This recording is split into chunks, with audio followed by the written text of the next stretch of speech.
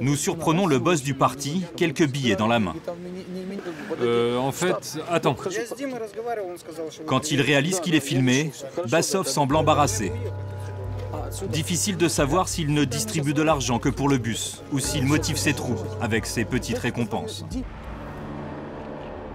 Il y a 8 jours, la Russie retrouve ses couleurs d'antan.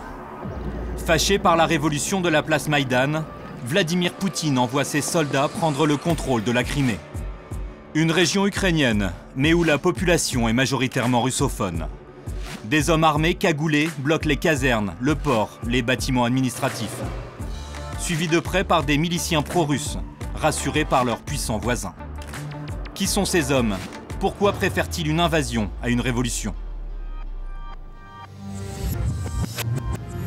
Nous arrivons aux portes de Sébastopol, lundi dans la nuit. Sur la route, plusieurs checkpoints tenus par des milices de civils. Les hommes fouillent les voitures et se méfient des caméras. Mais leur plus grande crainte, la guerre censée venir tout droit de Kiev. Nous ne contrôlons pas le trafic, nous sécurisons la ville. Vous connaissez la situation en Ukraine occidentale. Nous vérifions que des mercenaires n'arrivent pas dans la ville. Des mercenaires, pour l'instant, il n'y en a pas ici. Tout est calme. Pourtant, des hommes patrouillent dans le centre-ville. De simples citoyens, promettent-ils, inquiets de ce qu'ils ont vu à la télé. Pour eux, la révolte de la place Maïdan à Kiev, c'est un coup d'État. Et les révolutionnaires, des fascistes. S'il faut se battre, vous êtes prêts? Oui, c'est pour ça qu'on est là. On fait comme tout le monde, on défend notre ville. Nous sommes des citoyens et nous ne voulons pas vivre ce qui s'est passé ailleurs en Ukraine. Les fascistes ne passeront pas chez nous. Mais ce soir, pas plus de fascistes que de mercenaires. À la tête de la milice, Georgi Yobanov. Il patrouille depuis 4 jours. Les seuls dangers qu'il décèle, 2 hommes qui déambulent sur la place. L'un d'entre eux semble avoir trop bu, ce sera la seule animation de la soirée.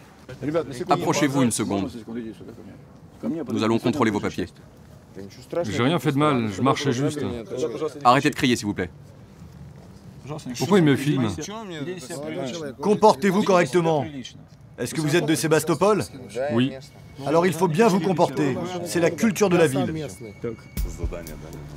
Comment une telle peur des soi-disant fascistes de l'ouest du pays s'est-elle répandue dans la région? La réponse est à chercher entre autres à la télévision. Ici, on préfère regarder les infos sur Russie 24 plutôt que sur les chaînes ukrainiennes. Et voici comment la révolution de la place Maïdan y est présentée.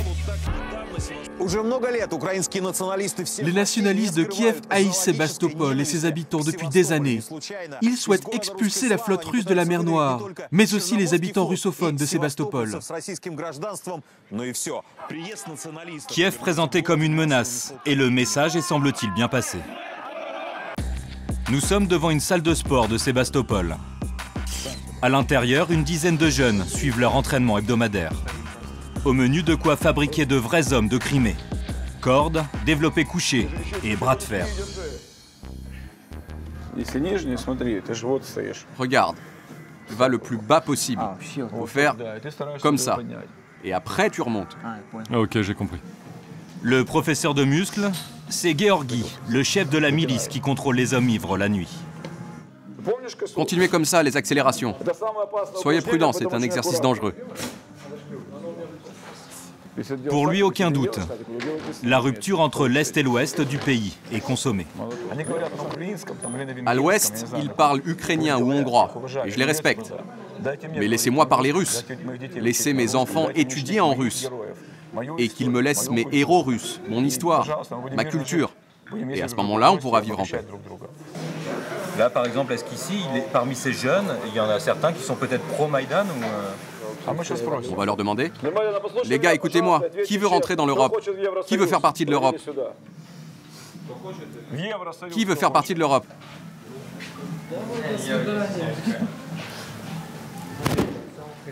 Dimitri, tu veux, toi?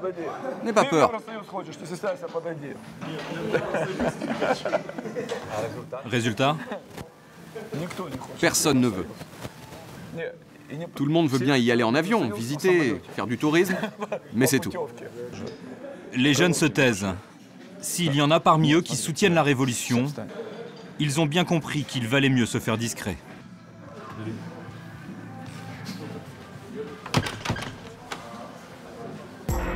Le lendemain, nous avons rendez-vous dans la banlieue de Sébastopol. Sur la route, c'est désormais rituel. Toujours des barrages, drapeau russe au vent. Bonjour. Ouais, à Sébastopol, ouais. Il faut qu'on regarde le coffre, s'il vous plaît. Vas-y, c'est ouvert.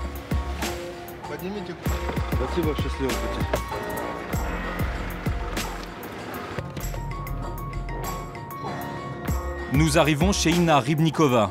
Elle est nourrice et s'occupe de 9 enfants.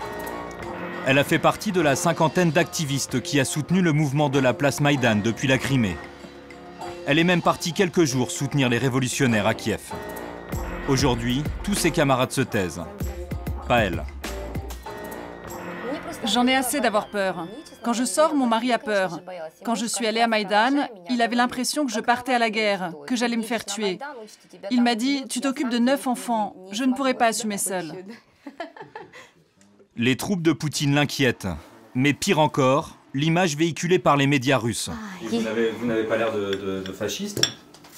Tous les gens en Crimée disent que les pro-Maïdan sont des fascistes. J'ai pas l'impression d'être chez des fascistes. Oui, c'est la vérité. Les gens croient ce qu'ils veulent bien entendre. C'est ce qu'ils entendent à la télévision russe. Et ils refusent de voir la réalité. L'autre réalité.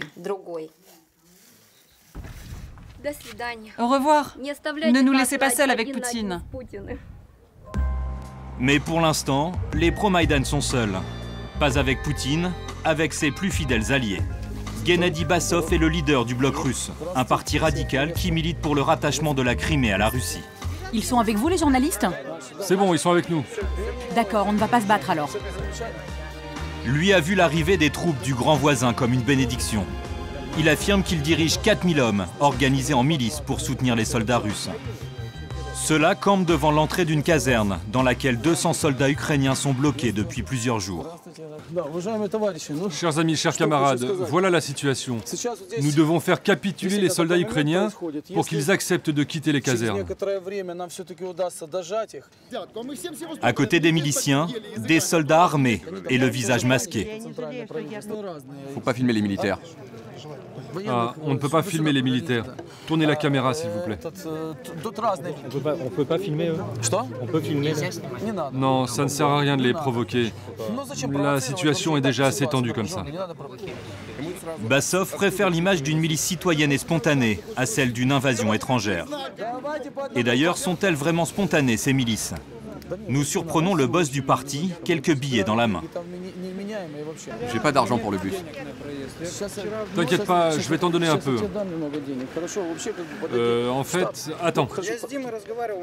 Quand il réalise qu'il est filmé, Bassov semble embarrassé.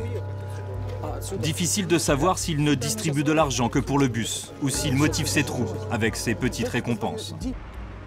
Face caméra, en tout cas, il défend l'idée d'une mobilisation générale et désintéressée de la population. Une vision de la situation confirmée par le vote du Parlement local de Crimée. Avant-hier, à l'écrasante majorité, les députés ont voté pour le rattachement de la région à la Russie.